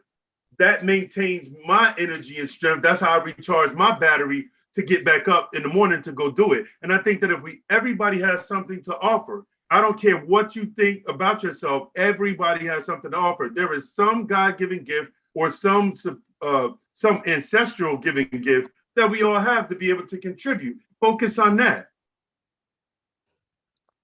You know, that go back to what I was saying earlier. Everybody wants somebody else to do the work. We go right back to that. Because if everybody start doing their own work, then we gonna end up being closer to nature anyway. Right, right. You know, and to get back closer to nature is to get closer to God. Absolutely, absolutely. You know? So your God form will be able to take flight the closer you is to God, energetically speaking. Okay, Lane, I see you. You could do that. And did you follow me on Instagram or my Facebook? Yeah, I listen. I believe that, not I believe, I know through just empirical evidence that we all have some quality in us, and it's just that spark. And I think that people like Clarence 13X, Honorable Elijah Muhammad, I would even go so far as to say Farrakhan and, you know, Pops. They inspire people. They put the spark out there, but I don't think that we can count on no one person living forever to, you know, to bring whatever needs to come to fruition. They stay as long as they can, or as long as the ancestors allow them to be able to get the information to us on this planet. And then there are other people that are activated, just like the elder brother Love say. There's 24 elders. If the master teacher was the 19th, you got a few before him and you got a few after him. So there are definitely other beings that are here, like yourself, that's really propelling this thing forward. But I think that, you know, we need more unity. We need more unity. And from my perspective, our unity lies in not only the practical application of the Wabu, but uniting with our language. Language is one of the most powerful unifiers. And there has never been a movement, ever to unite people solely off of language.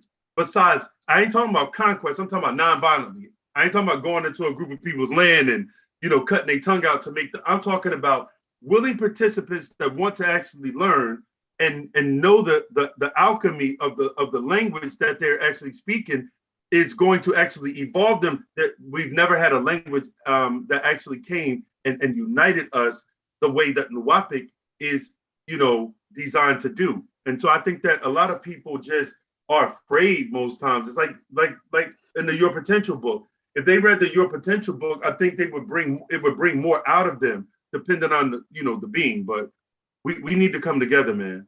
That's my whole cry. We need to come together. Well, one of the prerequisites for determining if a people qualifies for reparations a lot of us don't know this, is do you have a language that's common to your people? We ain't never eligible for reparation under no format. We're not never eligible. Say that again. We're not eligible for what? We're not never eligible for reparations. Because of the lack of language. That's just one. We don't have a centralized government functioning on the world stage that can demand it and enforce it. That's the most critical one. One of the things that I've one of the how do I reach out to you? Terry, you can reach out to me on my Facebook page. Send me a friend request on my Facebook page, and a message in Messenger, and we can go from there. Or anybody, that's to everybody in the chat. Reach out to me on my Facebook page, Messiah Almahdi, and send me a message in the chat, the Facebook Messenger, and I'm gonna hit everybody back. I ain't going to sleep till I respond. But what I was gonna say is, one of the main things that motivate me for teaching Nuwapic is because I understand that.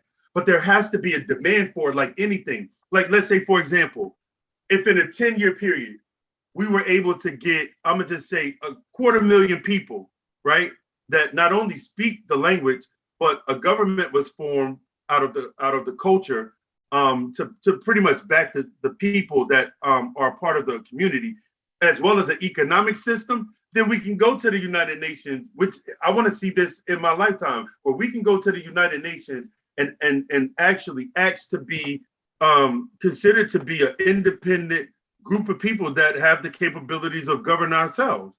We're the only people. Fuck the United Nations. They can kiss my ass. Okay.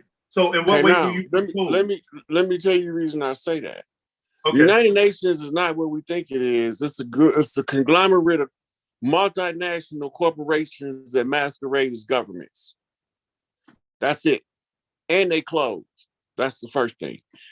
Second thing is, I'm not asking a motherfucker to validate me nowhere at no time in the known universe. I'm validated by my presence here and by the works. I'm not validated by the United Nations, the United States, the UK, the Ukraine, and any other you motherfuckers. Right?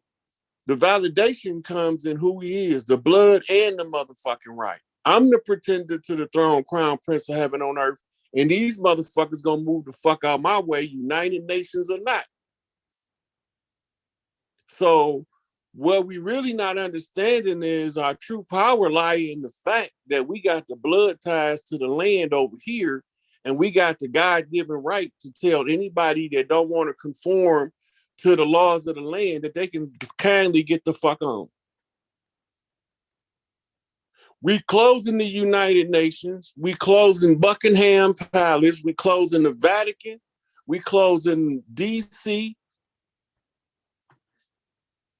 And we closing every one of them motherfuckers that think they got power. They getting closed the fuck now. That's how we gonna do that. Right? Because we don't need them to validate who we is. We need to know who the fuck we is on our own. Absolutely. I agree with that. Man, know thyself. Don't know your fucking neighbor better than you know who the fuck you is. Know who you is. Know what your rights are as an autonomous and sovereign individual to exercise your authority to create your best life. Then you can tell the motherfuckers with their artificial governments and their legal fiction de facto asses to get off your de jure land. And then we can start talking about shifting government powers, and the language is necessary. Don't get me wrong. The language is necessary to recover from what English did to us. But as long as we don't understand that we got blood ties to this land, there's nowhere else on earth for us to go. This our shit. We belong here. All the masters of the known world have reincarnated at this time to close out all conjures. If any of them got a conjure, they got to step up to the plate. Right. Close that shit out and move into the next reality. So this is where we at now. We passed all of the let's get together. We at the part now where get the fuck out the way, the building finna fall. The motherfucker finna hit the top part of it now, about to hit the ground. All them other people got squashed because they wasn't paying attention. Okay, Brother Love says, talk about ridding oneself of what's popularly known as sin or unrighteousness deeds to enlighten one's heart to pass the MET test. And is there such thing as the unforgivable sin or unrighteous deed? There's a lot of unrighteous deeds that can be done. But to purify the self, look, the whole goal of being here on earth, and we're talking about laws of might. Laws of might are the laws of nature applied to human understanding. That's it. Okay, so when you start trying to be the best you can be, you walking the righteous path automatically. When you deviate from that and try to be the worst motherfucker you can be, you're going adverse to nature. And nature's gonna bite back. You don't need nobody to tell you. She gonna tell you. Okay. Tracy Howard says, where should we buy land? This ain't a good time to buy land. During the Jubilee year is a horrible time to buy land because you might not own it. You might not own it when the flip comes. The land is already tracted out to tribes, and according to the geography and the layout of the tribes that was there. The only thing now is that we incorporating byproducts of us that came from other places and amalgamated on the land, right? And they got both our blood and hybrid blood from varying different parts of the planet. But the ones of us with the most condensed blood, we know what the fuck going on. It's not a secret to us. It's only a secret to those not paying attention because I done broke the whole story down from A to Z. Right. Right. So we know that there's some imposters on the land. We know where they came from. Right. And we know that they got to go. They know they have to go because when they speak in their videos, they talk about they not going to be here. They know they're not going to be here. They tell you they're not going to be here. Right. But like DMX saying, we not going anywhere. We right here. We right here. We right here. You know? We right here.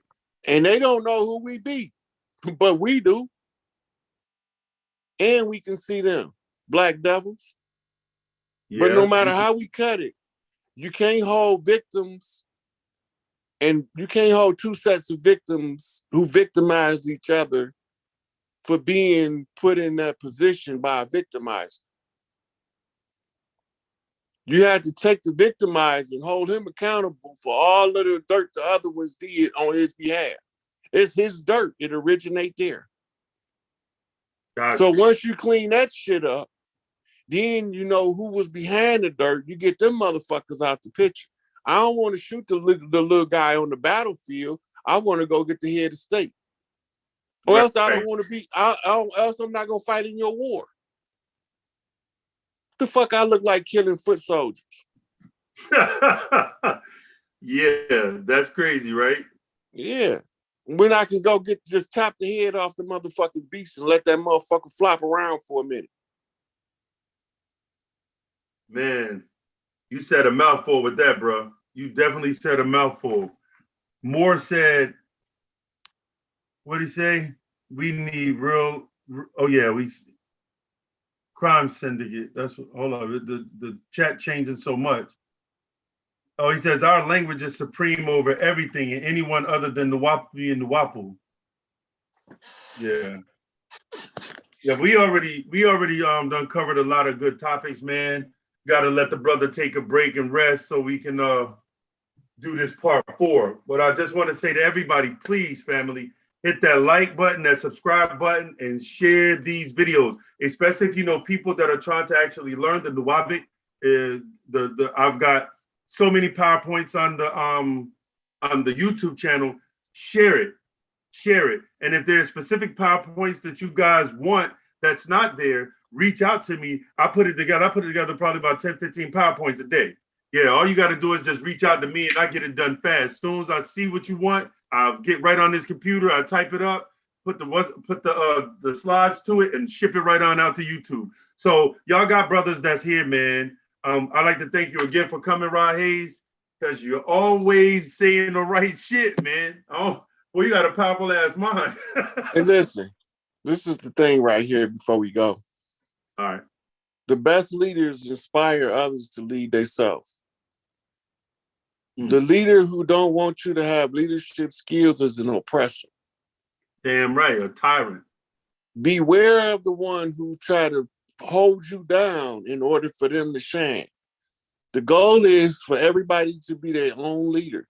So instead of the blind leading the blind, we can let somebody that can see teach everybody how to see. So now we all can walk to the beat of our own drum, and we might make one hell of a motherfucking concerto together. But as long as we allowing misleaders to mislead us, we're going to be misled to hell. And hell is a mental place created by motherfuckers using sorcery. Okay. So once we understand that, be your own leader. Don't look for no leaders. Take the initiative to make your life the best life you can.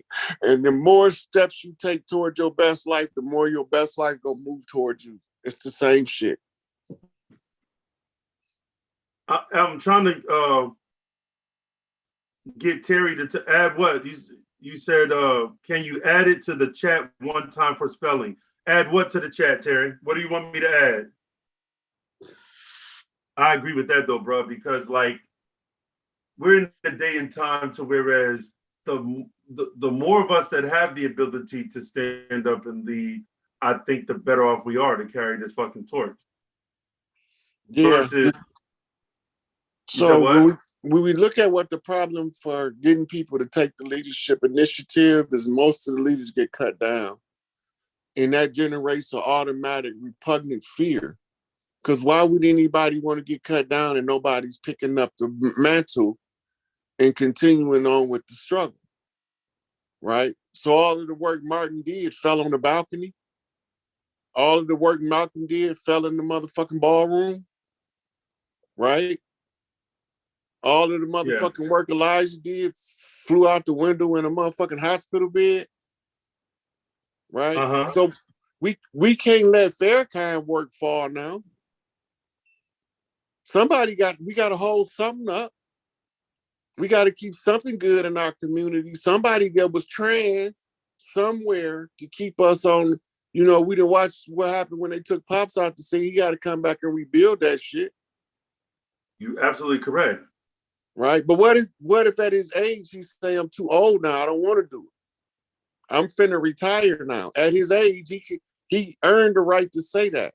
I gave y'all motherfuckers my best and y'all left me sitting in that motherfucker like they left Mandela for 27 years. And you know what? I don't even think people think like that, but that's fact. That's reality. He would be 100% within his rights to say, I'm not fucking with you niggas no more. I'm just up the street in the cage and you motherfuckers and fell apart like I done crossed over to the other side. Why would I want to do any more work for you motherfuckers? Yeah, that's real.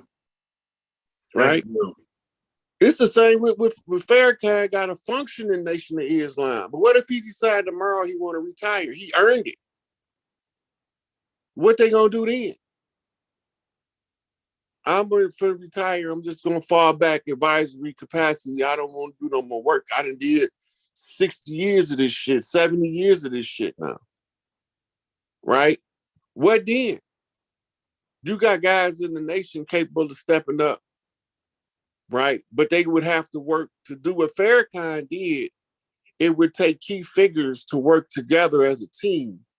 And are they willing to do that? Or will their egos overshadow the potential to take the Nation of Islam to the next level?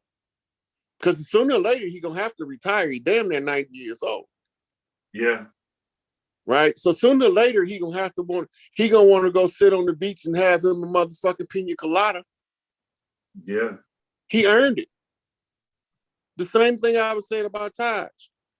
He earned the right. He taught you motherfucking civics, and y'all still don't understand the function of civics. To assert your de jure jurisdiction over their de facto corporate jurisdiction. You haven't learned that yet, and he's been teaching the same thing for 50 years. What if he tired now? He want to retire. He don't want to teach no more. He earned the right to retire if he chooses to retire. Right, because he don't put his work in. Yeah. He don't put his work in. At some point, we gonna have to step up. Okay, elder, you can retire. Right? But we act like we can't function if they want to retire. We get retarded. Oh, move out the way. You don't know what you're doing. Let me do it. And then fuck some shit up knowing we ain't know what we're doing. Sure do. You got Everything Forever says, wow, I've been wanting to learn a real language. Glad I found you, because where Rod go, we go. Showing that brother some love. Hey, if y'all want to show the brother some love, I'll drop this Cash App in the comment section. Also, we would like to build this school, man. We really need a school, man. All Nuwabic school where the Holy Tablets is the curriculum, and all Nuwabic. We putting it together now. So we dropped the Cash App. I'll drop my Cash App in the comment section if y'all want to show some love on helping build this school. We got to get ready to get out of here, man. It's 8:02. But yeah, man, this has been a good one. We're gonna have to get back together, man, because the chat line blowing up. The chat line blowing up. Sis say wherever Rod go, we go. Word. All right, so I like to say peace, love, and blessings, man. Don't forget to hit that like button, subscribe, and share these videos. Let's get on this language. Messiah Almahdi, for those that was asking me about my Facebook name, Nayya Almahdi. That's how you spell it. And if y'all just go ahead and friend request me real quick, I'll go ahead and accept the friend request. Hit me up in Messenger. I message you right back. I should. All right, man. We're gonna get back up again. We can come back and do this shit again when you're ready. All right. All right, Wadu. Wadu.